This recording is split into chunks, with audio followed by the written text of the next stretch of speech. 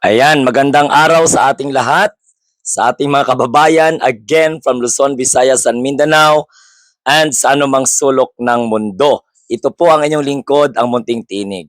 Ngayon, pag-usapan po natin, mga kamunting tinig, ang kakaumpisa pa lamang po na absentee voting. At syempre, yung absentee voting ay, ang process po niyan is online. So ako na aminado naman ako na hindi ko alam kung ano po yung mga nangyayari dahil hindi naman ako OFW. Pero sa mga naririnig ko, nababasa ko at napapanood ko sa social media, masyado namang OA itong mga supporter ni Digong at saka yung mga asang-asa na mga Duterte de Hard supporters na makapasok sa Magic 12 ang partidong padapa wala ng laban. Sino yung nagsabi sa inyo na makapasok sa Magic 12 yung kandidato ni Rodrigo Duterte? Isinusuka na nga sila ng taong bayan. Alam ninyo kayo ba, mga OFW, no, sa iba't ibang bahagi ng mundo na sumusuporta kay Rodrigo Duterte, mga OA kayo. Oo, pinapatunayan nyo lang na mga ignorante kayo sa technology. Kasi kayo po yung nananakot sa mga sarili ninyo eh. Ang panlaban na naman ninyo ngayon, dayaan na naman. Ang sinasabi ninyo, minamanipula na naman ang resulta ng eleksyon. Alin nga ba kayo? Please study la machine language. Oh, alam ninyo, ang resulta ng eleksyon, encrypted po yan para mapamanatili ang sanctity ng boto ng mga mamamayan, absentee man yan or dito ginanap sa Pilipinas, hindi po malaman ng taong bayan kung sino yung binoto nyo. Kasi kailangan po ipapanatili ang sanctity dahil sagrado po ang bawat boto ng mga Pilipino. Eh anong ginaproblema ninyo mga Duterte de Hard supporters? Ano naman ang ginawaras nyo? Ano naman ang ginawakal nyo? Ano na naman na paik-ik yan? Ha? Aawayin nyo na naman ang komisyon ng eleksyon? Eh pinapaliwanag na nga sa inyo na pagboto ninyo, lalabas man talaga yan ang lahat ng pangalan ng senatoriables. Pag-aralan nyo kasi ang bawat language ng COMELEC. Nakaregister kasi sa inyo ang OA nyo. Paano nyo malaman yan na yan ang kasi papasok po yan sa system, encrypted. Hindi po yan lalabas kung sino yung binoto nyo. Lalabas lang dyan yung listahan ng lahat ng senatoriables. Lahat ng mga kandidato ninyo. Naintindihan po? Ay nako. At isa pa ha, huwag kayong masaktan, mga Duterte diehard supporters. Bakit ba pinapaniwala ninyo ang mga sarili ninyo na manalo ang PDP? Eh very clear oh, basura. Basura na lang po sila. Gets nyo? Kaya sa sobra ninyong asa, masasaktan lang kayo. Please lang. Asa pa kayo na manalo si Marcoleta. Saan siya kukuha ng boto? Asa pa kayo manalo si Ipe. Saan siya kukuha ng boto? Si Bato de la Rosa nga 50-50 eh. Even do nga Bongo eh, 50-50 din yan. Ewan ko sa inyo, mga kamunting tinig talaga. Ang hirap intindihin ng mga DDS. Lalong-lalo na yung mga ignorante natin ng mga kababayan abroad. Nakapag-umpisa na kayo ng absentee voting, parang mga aling nga kayo. Para maignorante kayo, post kayo ng post sa social media na ngayon nag-umpisa na mga dayaan. O, 4 lang ang lumalabas. Si Marcoleta lang, si Ipi lang, si Bongo lang, si Bato lang ang lumalabas. Dapat straight. Eh, alangan nyo pilitin ang tao kung hindi nila gusto. Bobo ba talaga kayo o nagbububuhan lang talaga kayo? Nag-enjoy kayo sa katangahan? Eh nakakaya, in-explain na nga eh ng mga opisyal na ang boto natin, hindi po natin makikita yan online. Ang lalabas po, itong mga pangalan ng mga kandidato. Nakaprogram yan. So, Ginoo ko, tinatakot ninyo mga sarili ninyo sa mga dayaan. So, sinong sisihin nyo? Administration na naman. Bakit? May ibubuga ba kayo? Eh, kahit nga sa independent candidate, matatalo yung kandidato ng PDP eh. Kahit nga Dilawan at saka Pinklawan, lampasuhin yung PDP eh. Kaya huwag kayong mag-asa. Kami nga, hindi nga kami umaasa na manalo straight ang alyansa. Dahil mga maka-Duterte yan. Gets nyo? Ang maro ng Duterte, ganito po yon. May partido silang PDP. Pero may mga espiya sila sa alyansa. Akala po nila, mamamaruan nila. Hindi. Matatalo ang traidor na nandyan po sa loob ng alyansa. Kaya wala kayong aasahan na may mananalo ng mga traidor sa alyansa. Dahil papalitan niya ng mga winnable na independent candidate at mga pinklawan or dilawan na kung saan pabor para impeach si Sara Duterte. Huwag niyong takutin ang sarili niyo. Patunay lang yan ng mga ignorante kayo, mga Duterte Dayhad supporters.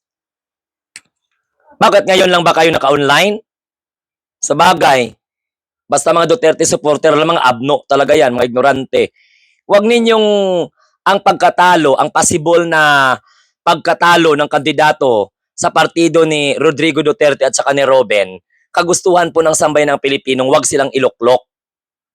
Dahil wala po silang mga pakinabang. Sino ba namang boboto sa PDP si Rodrigo Duterte at saka si Sarang gusto nilang pagserbihan. Kahit na si Robin nga, kung tumakbo nga yung senador ngayon, matatalo yan Dahil nadala yung taong bayan, di ba? Ewan ko lang sa inyo mga Duterte Dayhad supporters, kung bakit nakaangkla kayo dyan, lahat na lang pagdudahan nyo. As if naman mananalo kandidato nyo. Yaw-yaw kayo ng yaw-yaw sa Comelec. Hala, bla bla bla bla bla bla. Yun pala, only to find out, ang lalabas dyan, you don't even understand the machine language. Did you know that machine has a distinct language in terms of reading the votes, who cast the votes? Umayos kayo Asa pa kayo na mananalo kayo sa kandidato pa lang kandidato pa lang ng ibang mga political party, talo na yung PDP. Kinukondisyon nila yung tao kuno na may dayaan. Hala, dinadaya. Hala, magyayaw-yaw sila. Bot na lang sa inyo, Pagka-ignorante nyo, yung lumang style ba yan na ganito? Pag natalo sila, dinaya sila. Ganon ang style nila. Saan ka makakita? Mananalo si Philip Salvador. Ano yan? Ngayon nga barangay Tanod, hindi mananalo yan. Si Bundok, umaasa pa kayo na mananalo yan. Saan banda na Anggulo manalo? Sinong nagdaya sa inyo, mga DDS?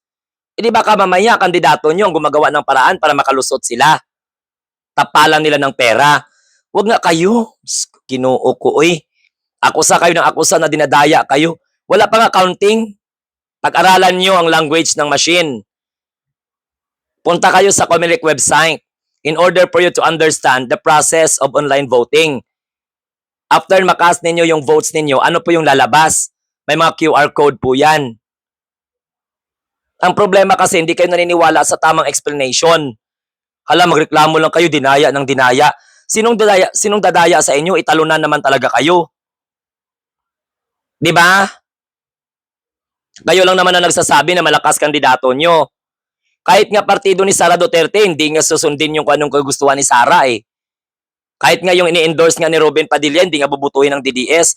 Pagkatapos ngayon, sabihin nyo, dinadaya kayo. Gago ba kayo? Kasarap ninyo batukan.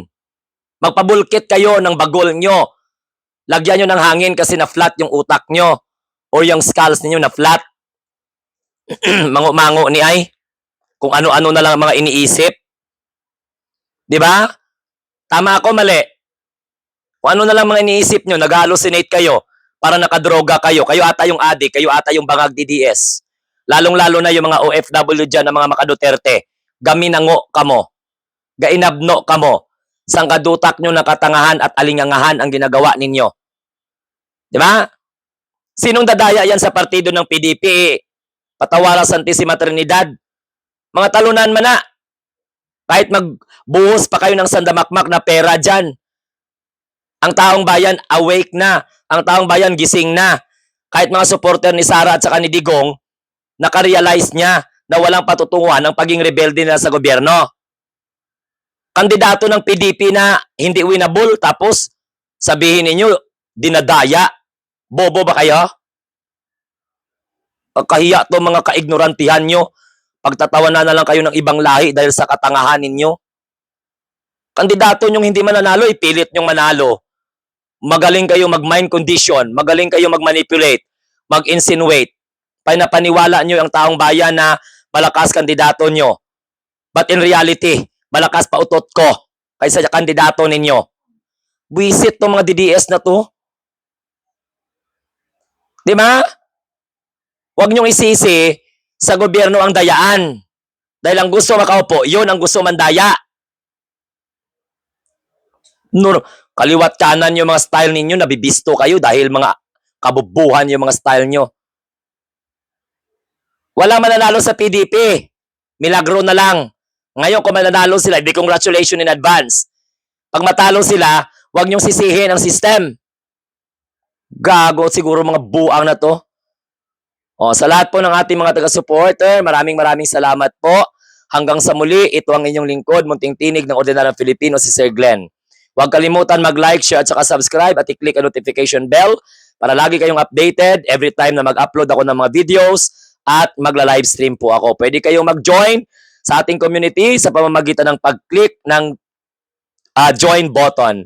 And syempre, pwede kayong mapa-super chat, magpa-super sticker, or magpa-Gcash in support financially sa Munting Tinig Channel at sa ating channel in general. Salamat ha. Again, huwag kayong mag-ambisyon na manalo yung mga PDP laban. Wala na yan, basura na yan at saka iniduro ang kahinatnan yan. Kahit endorse pa ni Sara Duterte yan. Intindihan nyo, kahit endorse pa ni Robin, walang chance na mananalo yan. Kaya huwag kayong mag-act na dadayain yung mga kandidato ninyong mga talunan. Asa pa to?